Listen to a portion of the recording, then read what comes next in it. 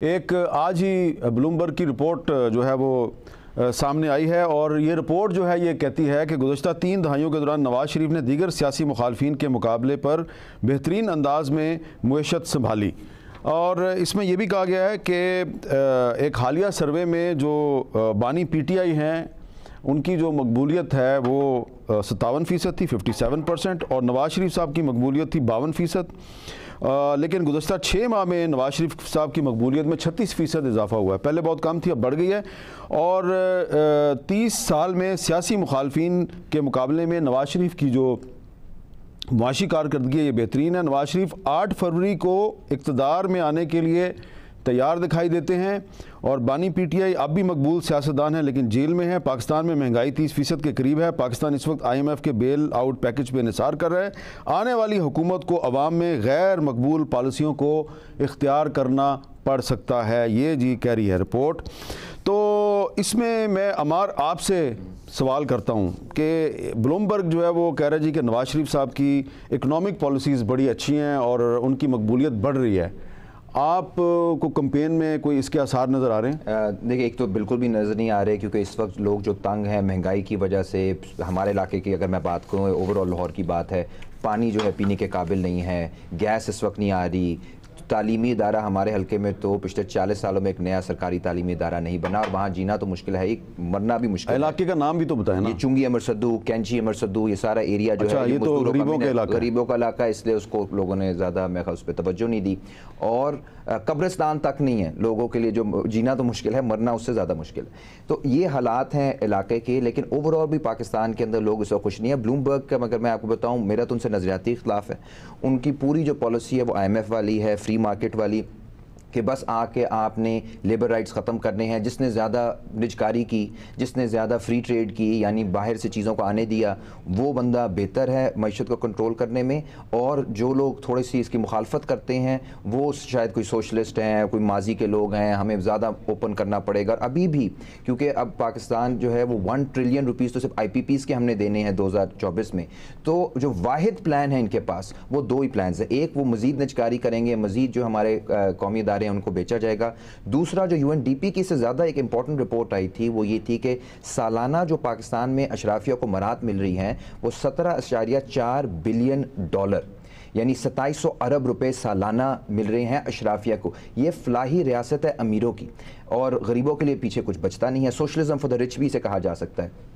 और एंड में जो बोझ है इन अयाशियों का वो उठाना पड़ता है गरीबों के बच्चों को टैक्स के ज़रिए, महंगाई के ज़रिए। इस वक्त जिमखाना क्लब या कोई भी आप इस तरह का ले ले, वो साल की जो उसका टैक्स है, साल का 900 कनाल की जगह है, साल का टैक्स है 5000 रुपया। और एक बंदा, गरीब बंदा जो 40,000 रुपये कमा रहा है, 35,000 कमा रहा है, उसका घर का किराया सिर्फ 25,000 रुपया है। इस तरह की मईशत को अगर ब्लूमबर्ग बेहतर कह रही है तो फिर हमें ब्लूमबर्ग को भी रद्द करना चाहिए, IMF को भी, और हमें अपना कोई मुतबादल इकोनॉमिक प्लान लेकर आना पड़ेगा। जी खोकर साहब। सर, मैं तो सबसे पहले ये कहूँगा कि यकीन माने सियासतदान इस चीज़ में बड़ा मासूम है, चाहे वो किसी भी जमात से है। हर कैसे बकरी बना होता है बेचारा सियासतदान। और यकीन माने आपने अगर पकड़ना है ना, सबसे पहले आप ब्यूरोक्रेसी को पकड़ें, आप सबसे पहले जुडिशरी को पकड़ें। आपको हर चीज़ में वो ज़्यादा बेनिफिट्स लेते नज़र आएंगे। बस क्या है कि उनकी गर्दन हमारे हाथ में है। हम कहते हैं कि जब अपना इलेक्शन गुजारना है खामोश रहें। आप हर चीज़ ये देख लें कि कोई भी बेनिफिट्स हैं वो ब्यूरोक्रेसी इंजॉय करते हैं। मुझे तो ये भी नहीं पता था कि जो एक MPA की पे है, मैं समझता था बहुत ज़्यादा पे है, बड़े ज़्यादा बेनिफिट्स हैं, लेकिन आप तसव्वुर नहीं कर सकते कि इतना तो अब आम पे चल रही है। और आप कितनी पे है वैसे आपको पता है? मेरे ख्याल में 1.5-2 लाख के करीब पे है। अच्छा, 1.5-2 लाख पे है MPA की, लेकिन इलेक्शन में तो वो करोड़ों रुपए लगा देता है, वो कहाँ से आते हैं? नहीं, मेरे ख्याल में लिमिट ही सिर्फ इस टाइम 40 लाख की MPA की है, 1 करोड़ की है, एक MNA की है। मैं आपको एक बात बता दूं, सॉरी, ये अगर आप देखें ना, जो MP MNA है किसी भी गरीब इलाके का, अपने का भी कब कर दूं, वो इलाकों में तो गैस नहीं, पानी नहीं, बिजली नहीं, कुछ नहीं उन्होंने, लेकिन अपनी जो हाउसिंग सोसाइटियां बनाई है ना इलेक्ट होने के बाद, वो पेरिस की तरह। अच्छा, जरा इनको बात अपनी पूरी करने दें। अच्छा, मैं इस बाबत थोड़ा ऐड कर दूं कि हम पे सबसे ज़्यादा तनकीद होता था कि यार इन्होंने ना इतने ज़्यादा इन्होंने ये सोसाइटीज़ बनाई, चीज़ें भी बनाई। अल्हम्दुलिल्लाह मैं बिजनेसमैन, सबसे ज़्यादा जो हमने अल्हम्दुलिल्लाह बिज़नेस किया ना वो अपोजिशन में किया। ऑपोजिशन। और मैं समझता हूँ कि हमारी खुशकिस्मती है कि हम बच गए, वरना इन्होंने कहना था कि इन्हें हुकूमत बनाएं। थोड़ी सी आपके साथ बात आपकी फिर मैं बात काटूंगी। अब हमारी पार्टी में कुछ ऐसे मीर जाफ़र थे जो आपके साथ मिले हुए थे, उन मीर जाफ़रों की वजह से आप लोगों को हमारी वो जो आपका कारोबार था ना, उन मीर जाफ़रों की वजह से वो बढ़ता मीर जाफ़र वही है जिसको इमरान खान, जी, जो इमरान खान की जेबें थी, वसीम अकरम प्लस कहते थे। नहीं, जो खुद को कहते हैं कि हम इमरान खान की पॉकेट्स थी। अच्छा, हाँ, वो अच्छा, डॉक्टर ज़ेबा साहिबा, आपका क्या ख्याल है कि जी आप भी कंपेन कर रही हैं, क्या वाकई नवाज शरीफ साहब की इकोनॉमिक पॉलिसीज़ जो हैं वो बाकी जो पॉलिटिकल पार्टीज हैं उनसे बेहतर हैं? जी, असल बात यह है कि नताइज हमें मुल्क में नज़र आ रहे हैं। गुर्बत पहले से ज़्यादा, पर कैपिटा इनकम फॉल करती जा रही है, एजुकेशन बद से बदतर होती जा रही है। सारे के सारे निज़ाम, अगर हम ये कह दें कि चंद सड़कें बन गई और कुछ ब्रिज बन गए और कुछ फ्लाईओवर्स बन गए और मुल्क जो है वो बहुत तरक्की की तरफ चल पड़ा, तो असल बात तो ये कि हम देख रहे हैं हमारे कर्जे भी बढ़ते चले जा रहे हैं, इन्फ्लेशन जो है वो रुकने का नाम नहीं ले रही, और बाकी जो हमारे सारे माशी मामलात हैं वो हम सबके सामने हैं। ये तो अगर एक हुक्मरान के कुछ नुमाइंदे खड़े होकर कुछ दावे कर लेते हैं तो दावे का मतलब ये नहीं कि हकीकत है, और मेरा ख्याल है कि सारी कौम समझती है कि सिर्फ खाली दावे हैं, और जो फैक्ट्स एंड फिगर्स हैं उससे सारी कौम भी वाकिफ़ है और उससे हम सब भी वाकिफ़। सबा साहिबा, 8 फरवरी को वोटर्स का टर्नआउट कैसा नज़र आ रहा है आपको? बड़ी तादाद में लोग निकलेंगे या नहीं निकलेंगे?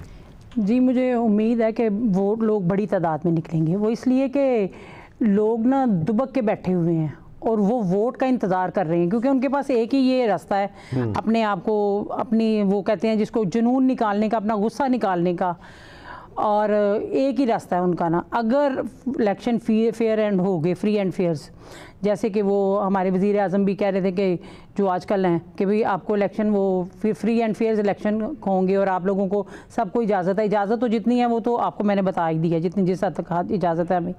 तो बाकी ये है कि ये मुझे लगता है कि बहुत अच्छा टर्न आउट रहेगा। अच्छा। अगर बॉक्सेस ना भरे गए, अगर बॉक्सेस की गिनती प्रॉपर हुई और गिनती के वक्त जो वो क्या कहते हैं, ये जो सिस्टम बैठ ना गया, RTGS, हाँ, जैसे जो बैठ जाता है, जो हर दफ़ा बैठ जाता है, वो एक वक्त पिछली दफ़ा उसके बैठने का आपकी पार्टी को बहुत फ़ायदा हुआ। वो अगर वो ना भी बैठता ना तो हमारी पार्टी फिर भी जीती हुई थी अल्लाह के फजल से। वो मगर उससे पिछली दफ़ा भी बैठा था। हाँ। जब नवाज शरीफ ने 11 बजे ऐलान कर दिया था कि मैं वज़ीर आज़म बात भी ठीक है। हाँ जी, उस दफ़ा भी बैठा था, और दुआ कीजिए कि इस दफ़ा सिस्टम ना बैठे। डॉक्टर ज़ेबा वड़ाई साहब, आपको क्या लग रहा है कि 8 फरवरी को वोटर्स का टर्नआउट कैसा होगा? जी बिल्कुल, लोग निकलेंगे।